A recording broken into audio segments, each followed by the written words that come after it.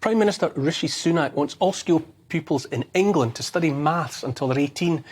In his first speech of 2023, a wish list you might call it, or an early letter to Santa, he said he wanted people to feel confident about their finances. Critics say it won't be possible without more money. Surprise, surprise. But is it even appropriate to compel every pupil to make time for maths right up until they leave school? Joining me to see if Sunak's plan adds up is education specialist and friend of the show, Tom Bewick. Hello, Tom. Happy New Year to you, Good evening, Neil. What do you think of this idea, Tom, as an education specialist? What do you think of this idea? I know the pun is overused, but the sums definitely do not add up. I mean, first of all, this idea that we're an outlier in maths as a country, actually A-level maths is the most popular subject. All those students that have to, if you like, progress on to other A-levels or other vocational qualifications, if they haven't got their maths at GCSE, they have to resit maths. So really, it was a bit of a non-policy, actually, that the Prime Minister announced this week. And what troubles me about it, I mean, he said himself that this was personal for him. Of course, he went to the £45,000 a year in today's prices, Winchester College. That's a ratio. Let's do the maths. That's 7.1 times the average cost of a state secondary school pupil. We spend about £6,000 on them. So for me, it just seemed like a huge deflection away from what the real issue is in our education system, which is 10 years of chronic underfunding. In fact, secondary school funding in England has flatlined since 2010. In terms of adult education, which is where the real problem is, there are 8 million adults that don't have these basic numeracy skills.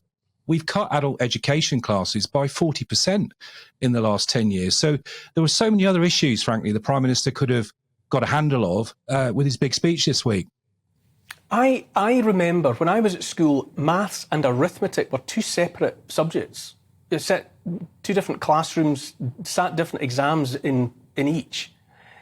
I can understand up to a point wanting to make people competent in relation to something like their finances, but maths, you know, surely the complexities and the nuances of maths are above the heads and unnecessary anyway for most people, unless they are really wired up to pursue that kind of subject.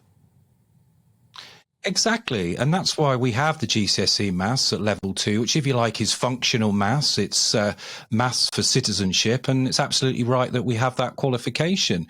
But if you're pursuing maths beyond that, really, it's about those who are destined for the scientific subjects. And to be fair, you know, we do have an issue in our universities. I think 40% of those who are on so-called STEM subjects don't have level 3 or the equivalent of advanced level maths. So that will be an issue for those particular institutions. But actually, what about expanding history to 18, making that a compulsory subject? What about expanding drama, the arts, creativity?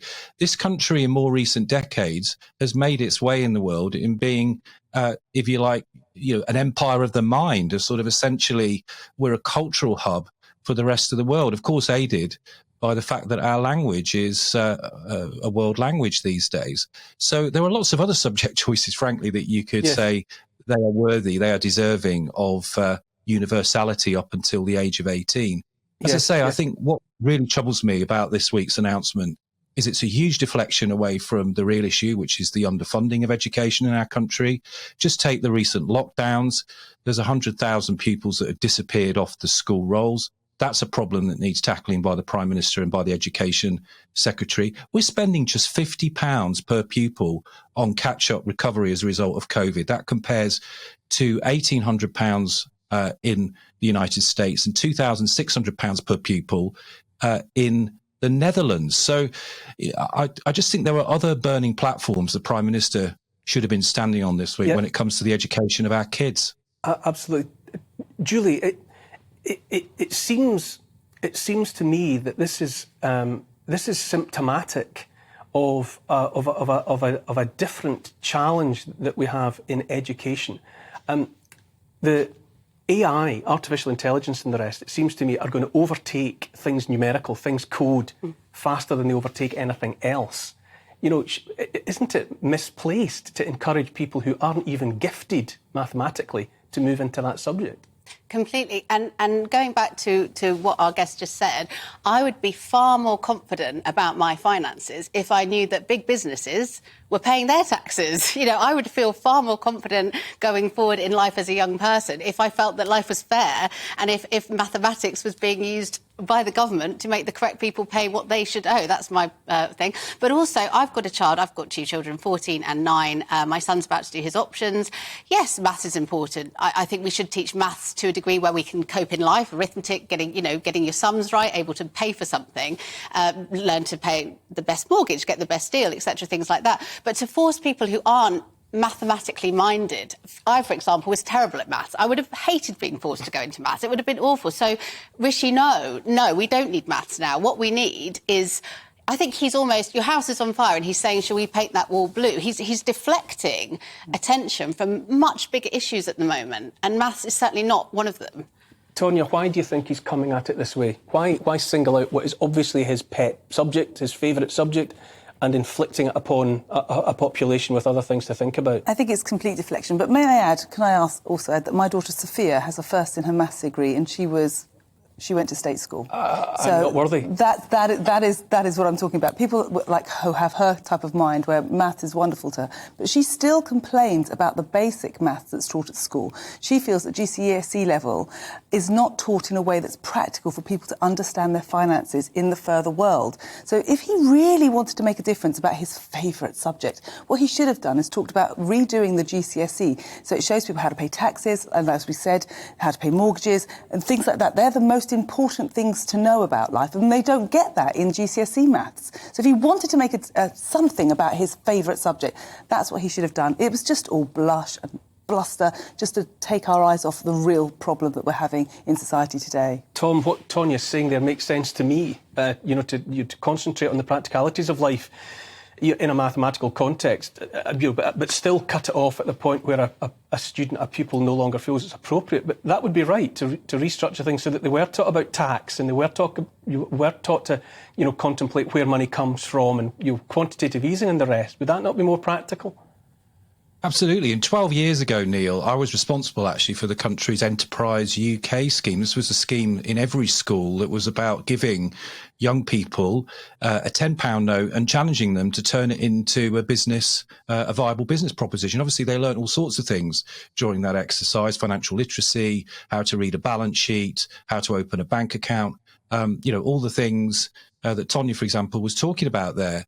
But that was cut by this government in 2010, and they didn't restore it. So I think we're all agreeing on this panel, if the challenge here is about ensuring citizenship, financial literacy, that people don't feel cut off from society, then invest in adult education, invest in our further education colleges, restore that £10 billion worth of cuts. He used to be the Chancellor, so I don't think the Prime Minister's got anywhere to run on this.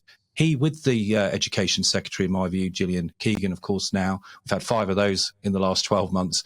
I'm trying to keep up with all the changes at the Department for Education. But there are some serious policies that need addressing. And whilst, universal maths to 18 might be appropriate for some, it's not appropriate for everyone. But and we're not going to get, frankly, I'm not going to make any inroads to this bigger challenge, which we talked about a lot on your show, of poor skills, poor productivity, high levels of tax, low growth, all the things that are driving everybody scatty at the moment. We're not going to, frankly, be able to achieve anything in that area unless we get focused on the big ticket items in education, and maths ain't it. OK, thanks for that. Tonya, we're going to have to hold that thought because I'm under time pressure yet again. Tom Bewick, Education Specialist, thank you very much for your common sense approach this evening. Thanks, Neil.